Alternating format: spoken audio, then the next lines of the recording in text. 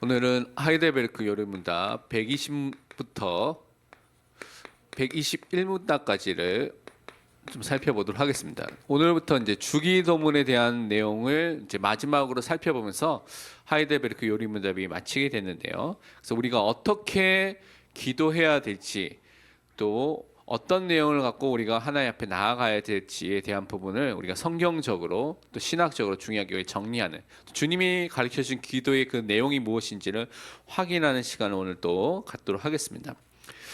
먼저 제 첫 번째 120문에서는 먼저 이렇게 우리에게 질문하고 있습니다.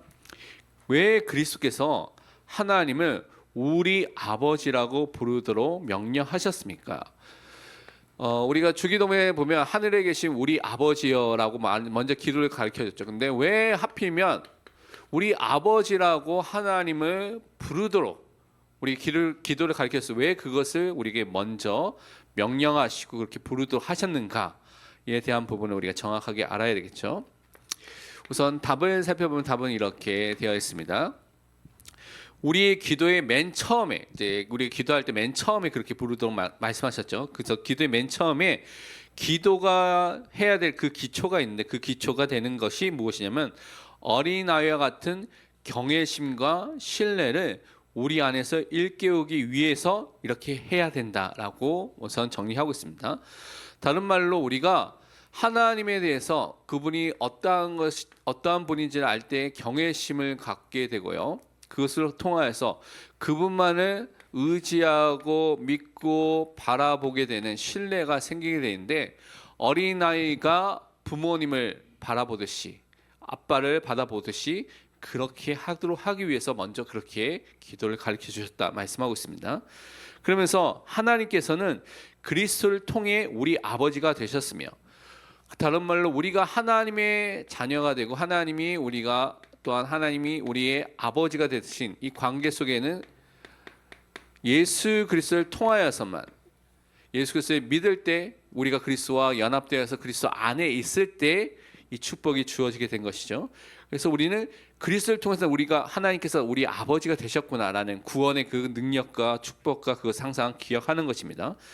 그러면서 육신의 아버지가 우리에게 세상의 것을 거절하는 것보다 우리가 믿음으로 구하는 것을 훨씬 더 거절하지 않으실 것이기 때문입니다. 분명히 하나님의 자녀가 믿음으로 구하는 것에는 분명히 거기에 응답해 주신다는 것을 우리가 믿고 기도하도록 분명히 우리에게 이것을 기억하고 기도하라고 해 주신 것입니다.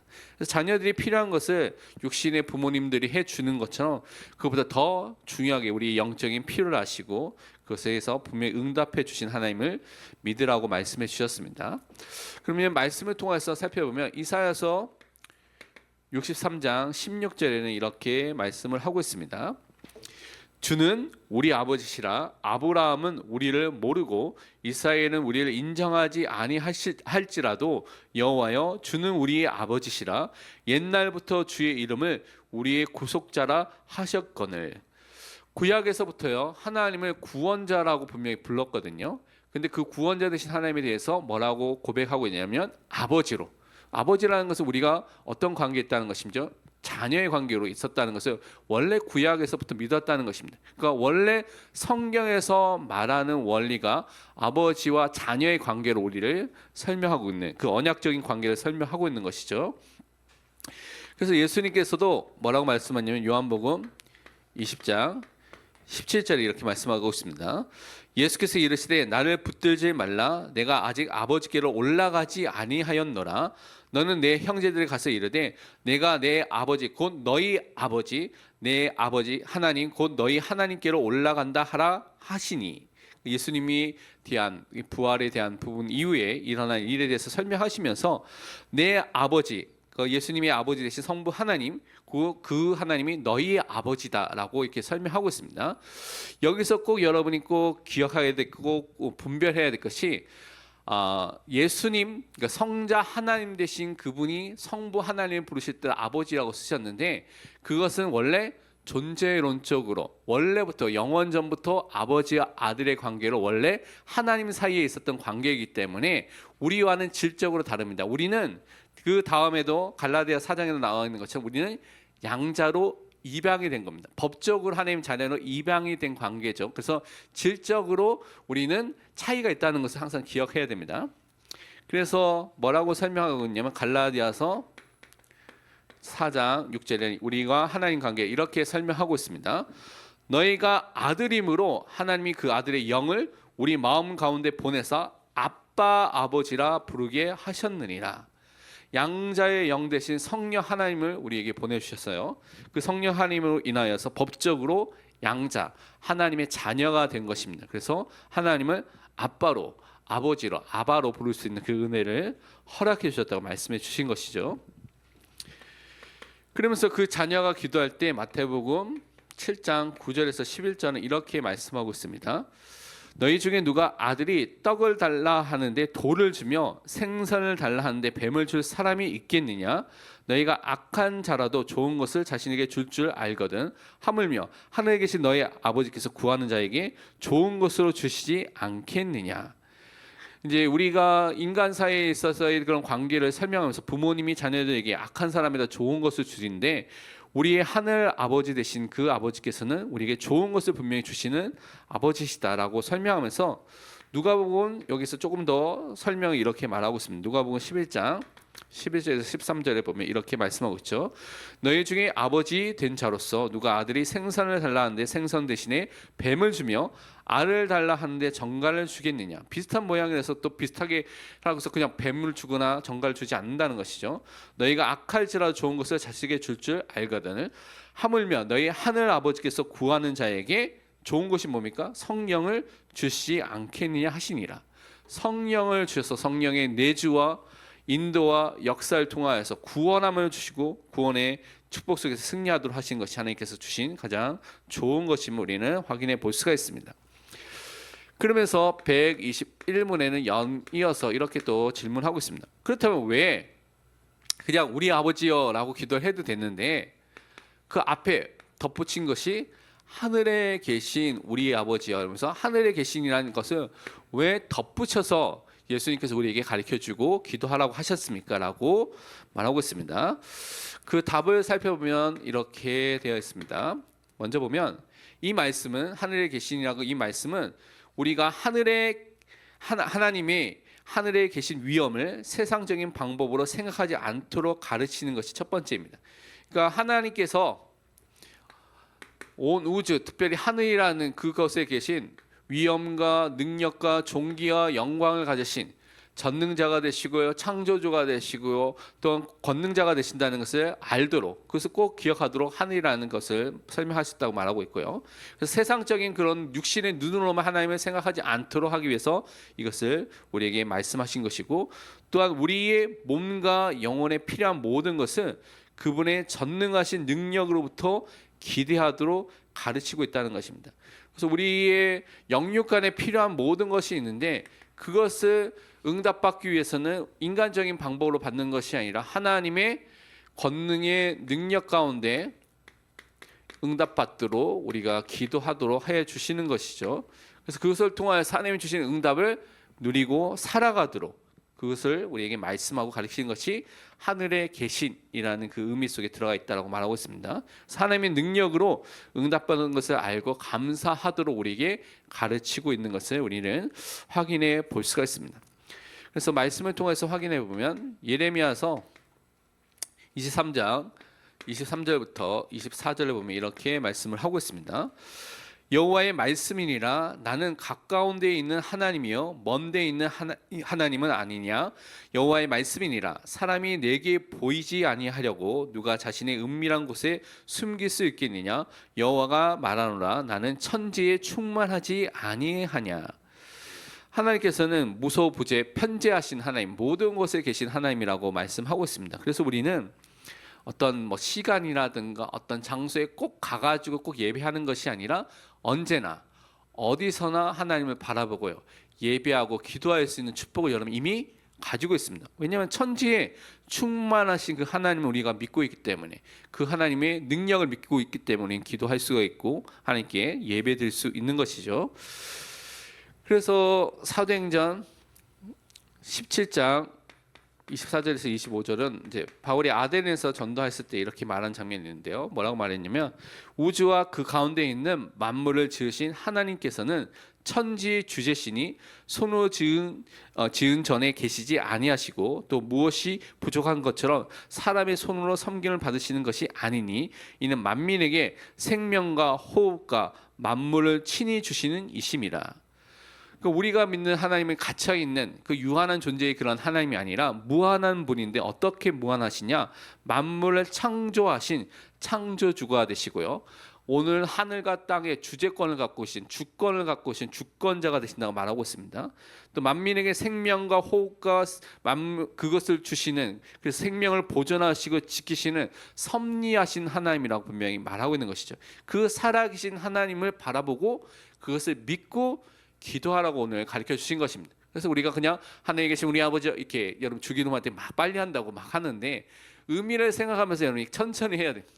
그래서 우리가 그냥 외우기 위해서 하는 것이 아니라 이 의미를 갖고 하늘에 계신 우리 아버지요 이렇게 의미를 갖고 기도하도록 항상 우리 기억해야 되는 것입니다. 그러면서 잘 아는 우리 마태복음 6장에 보면 25절부터 끝까지 봐야 되겠지만 25절과 26절 33절 보면 이렇게 되어 있습니다. 그러므로 내가 너에게 이르노니 목숨을 위하여 무엇을 먹을까 무엇을 마실까 몸을 위하여 무엇을 입을까 염려하지 말라. 목숨이 음식보다 중하지 아니하며 몸이 의복보다 중하지 아니하냐. 공중의 새를 보라. 심지도 않고 거두지도 않고 창고에 모아들이지도 아니하되 너희 하늘 아버지께서 기르시나니 너희는 이것들보다 귀하지 아니하냐. 그런즉 너희는 먼저 그의 나라와 그의 의를 구하라. 그리하면 이 모든 것을 너희에게 더하시리라. 우리가 대부분 여러분이 내가 무엇 때문에 염려하고 있는가 근심하고 있는가라고 생각해 보면 많은 사람들이 먹을 것 마실 것 육신의 것을 놓고 염려하고 근심하는 사람들이 많이 있는 것을 보게 됩니다. 근데 그것은 하늘 아버지께서 만물을 새도 또 백합화도 기르시고 입히시는 그 하나님께서 그보다 더 귀한 그 하나님의 자녀에 대해서는 분명히 먹이시고 입히신다고 약속해 주셨죠. 그래서 하나님의 나라와 하나님의 의를 먼저 구하는 것이 너무나 중요한 것입니다. 그래서 소중한 하나님의 자녀에게 이 부분을 가르쳐 주는 것이 하나님의 나라와 의를 구할 사람으로 우리를 부르시고 세워주셨다는 것을 꼭 기억하시 그 삶을 사시기를 바랍니다. 그러면서 로마서 8장 31절과 32절에는 이렇게 설명하고 있습니다. 그런즉 이 일에 대하여 우리가 무슨 말 하리요? 만일 하나님이 우리를 위하시면 누가 우리를 대적하리요? 자기 아들을 아끼지 아니하시고 우리 모든 사람을 위하여 내주신 이가 어찌 그 아들과 함께 모든 것을 우리에게 주시지 아니하겠느냐. 사실은 하나님께서는 여러분에게 가장 중요한 것을 주셨습니다. 독생자 예수 그리스도를 주셨기 때문에 구원을 주셨기 때문에 가장 중요한 것을 여러분 이미 다 소유한 자가 됐습니다. 예수님을 진짜 믿는다면 그럼 여러분은 이미 가장 중요한 것, 소중한 것, 가장 핵심적인 것을 이미 다 받았기 때문에 사실은 모든 것을 다 받았다라고도 말할 수 있는 상태인 것입니다. 그런데 분명히 여기서 말하기를 그 아들과 함께 우리에게 필요하다면 모든 것을 우리에게 주시지 아니하겠느냐라고까지 말씀해 주셨습니다. 그래서 우리가 영육간에 하나님께서 그 사람에게 필요하다면 하나님의 시간표에 맞게 하나님께서 우리에게 그것을 허락해 주시는 좋으신 하나님이라는 사실을 여러분 꼭 믿고 하나님을 의지하시길 바랍니다. 그래서 결론에서 우리가 구역 공과를 보면 26과에 보니까 뭐라고 되어 있냐면 신앙적 안목을 가진 신앙의 눈을 가진 한 여인에 대한 부분을 설명하고 있죠. 우리가 잘 아는 라합에 대한 얘기를 여호수아서 2장을 갖고 이야기를 하고 있습니다. 그래서 여러분이 어떤 눈을 갖고 있는 것이 너무나 중요한 것이죠. 그러니까 눈이라는 것이 어떤 것을 바르게 보고 그 정보라는 걸 인지할 수 있는 가장 중요한 통로이기 때문에 사람의 정보에 사람마다 좀 다르지만 70%, 80%, 90%막 다르지만 하여튼 거의 대부분의 정보는 눈을 통해서 들어온다고 많은 사람들이 이야기합니다. 그러니까 그만큼 눈이 중요한데 그렇다면 우리가 육신적인 눈도 좋아야 되지만 우리는요 믿음의 눈이라는 것을 반드시 갖고 있어야 된다. 그래야지만 바르게 이해하고 바르게 판단할 수 있는 그 축복이 생기게 됩니다. 그래서 하나님께서는 여호사를 이스라엘의 새로운 백성의 지도자로 세우시고 가나안 정복을 그에게 말씀해 주셨죠. 근데 가나안 정복을 하도록 하시면서 하나님께서 여호사라는 지도자를 세우시면서 그에게 하신 말씀은 다른 것이 아니라 하나님의 말씀을 따라서 인도함을 받도록 계속해서 말씀해 주시는 것입니다. 말씀 묵상하라고 먼저 말씀해 주시고요. 또 요단강 건널 때도 말씀대로 요단강을 건너도록 하시고요. 여리고성을 점령할 때도 말씀대로 그 성을 점령하도록 하나님께서 말씀을 주셨죠. 그러니까 하나님께서 그 말씀대로 이 땅을 정복해 나갈 것이라는 것을 약속해 주시고 말씀의 성취를 맛보면서 이제 여호수아는 가나안 땅을 정복하게 되는 것을 우리가 너무나 잘 알고 있습니다. 그래서 이제 이 말씀을 통해서 인도함을 받아야 되는데 여리고 성 정탐을 위해서 이제 2명의 정탐꾼을 보낸 사건을 우리가 너무나 잘 알고 있죠. 그래서 그들이 갔던 집이 많은 집이 이제 기생 라합의 집입니다. 이때 이제 기생들이 이제 여관과 비슷한 것들을 했기 때문에 오가는 많은 사람들이 거기서 쉬기도 하고 또 그렇게 할 수가 있기 때문에 그렇게 가게 된 것이죠. 그런데 그 현장이 이미 하나님께서 예비한 사람이 있는 그 현장이었죠. 그래서 이 2명의 정탐꾼을 기생 라합이 그를 숨겨주고 도와주신 것을 통하여서 그들이 무사히 또한 돌아와서 보고를 하는 것을 통해서 이제 여리고성 점령하게 되는 은혜가 임하게 된 것을 우리가 잘 알고 있습니다. 그래서 우리는 이것을 통해서 사람 보는 안목, 눈이 중요하구나라는 것을 보게 되는데 이 라합을 통해서는 다른 것이 아니라 믿음이라는 것을 갖고 볼 수 있는 믿음의 눈이 있는 것이 너무나 중요하구나라는 것을 다시 한번 확인하게 됩니다. 우선 2명의 정탐꾼이 오자마자 정탐꾼을 이 사람이 이스라엘 백성이구나라는 것을 라합이 알아보게 됐죠. 그래서 정탐꾼을 숨겨주고요, 피하도록 도움을 주게 된 것이 이제 라합이 하게 된 것입니다. 근데 이때 생명을 걸고 정탐꾼을 숨겨줬죠. 왜냐하면 이제 이 당시가 이제 전쟁이 막 앞둔 시간이기 때문에 이렇게 했다는 것은 변절자, 배신자의 역할을 한 거잖아요. 그럼 잡히면 뭐 그 가족뿐만 아니라 또 관련된 사람들 다 죽게 되는 그 당시엔 그렇죠. 그렇게 된 일어날 수 있는 그런 위급한 상황 속에서도 그렇게 도와줬다는 것입니다. 왜냐하면요, 기생 라합 이 사람이 갖고 있던 눈은 그냥 육신적인 눈으로 그 사람들만을 보게 된 것이 아니라 하나님께서 주시는 믿음의 눈으로 그 사람들을 보고 그 사람 도움으로써 생명을 보존하고 지키게 되는 은혜를 받게 된 것을 우리는 살펴볼 수가 있습니다. 그래서 히브리서 11장 31절에 이제 라합에 대해서 이제 믿음장에서 이렇게 설명했습니다. 믿음으로 기생 라합은 정탐꾼을 평안히 영접하였으므로 순종하지 아니한 자와 함께 멸망하지 아니하였도다. 그 믿음으로 모든 정탐꾼을 도와주고요. 이 라합은 믿음으로 순종하였기 때문에 멸망하지 않고 승리하는 생명을 보존하는 은혜가 임하게 된 것을 우리는 살펴볼 수가 있습니다. 분명히 모든 것을 멸절시키는 다 죽여야 되는 그 여리고성에서 유일하게 살아남는 가문이 됐다는 것을 우리는 확인해 볼 수가 있습니다. 그러면서 이 라합은요, 역사의 눈, 역사를 바르게 볼 수 있는 안목이 있어야 했다는 것이죠. 이것은 이 모든 것에 무엇이 있는지를 보는 것인데 하나님의 뜻, 하나님의 계획이 담겨져 있는 것을 볼 수 있는 사람으로 섰던 것을 볼 수가 있습니다.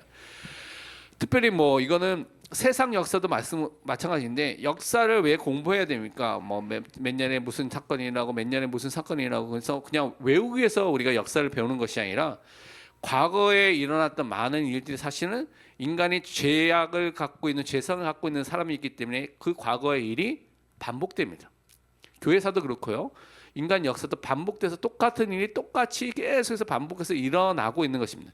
그 역사를 보면 과거에 일어났던 많은 것들 속에서 교훈을 얻도록 그 역사를 그렇게 또 보도록 하는 것이죠. 그래서 그 과거의 역사를 그대로 따라가는 것이 아니라 올바르게 미래를 준비해서 하나님의 응답을 받을 수 있는 것을 보도록 해 주신 것입니다. 그래서 성경이 그래서 많은 이 좋은 예도 있지만 나쁜 예들도 많이 기록해 놓았죠. 왜냐? 그 나쁜 예들이 너희 삶 속에 반복되게 될 것이다. 그런데 그것을 거울로 삼아 가지고 따라가지 말라고 분명히 말씀해 주신 것입니다. 그런데 성경을 읽지 않으면 똑같이 따라가게 됩니다.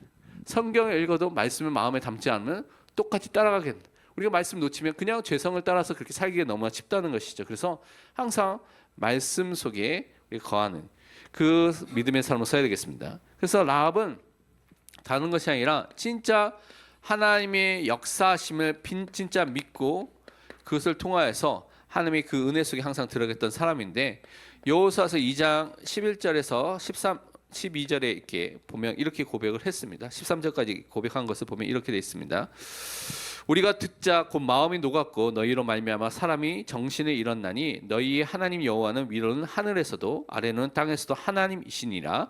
그러므로 이제 청하노니 내가 너희를 선대하였은즉 너희도 내 아버지의 집을 선대하도록 여호와로 내게 맹세하고 내 증표를 내라.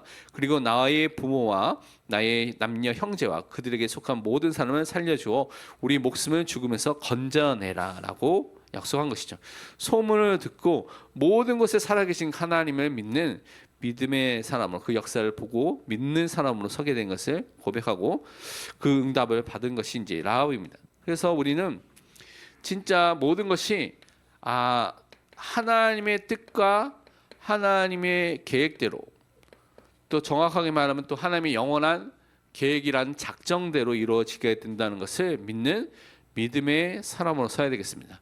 그래서 하나님의 뜻과 계획이 때로는 우리에게 알려지도록 이 말씀, 성경을 통해서 계시하시고 나타내고 알려주셨죠. 그래서 말씀되고 이루시는 그 하나님 믿는 믿음의 사람으로 인도함을 항상 받아야 되겠습니다. 지금도 그 말씀은 또한 성취되기 때문에 그렇습니다.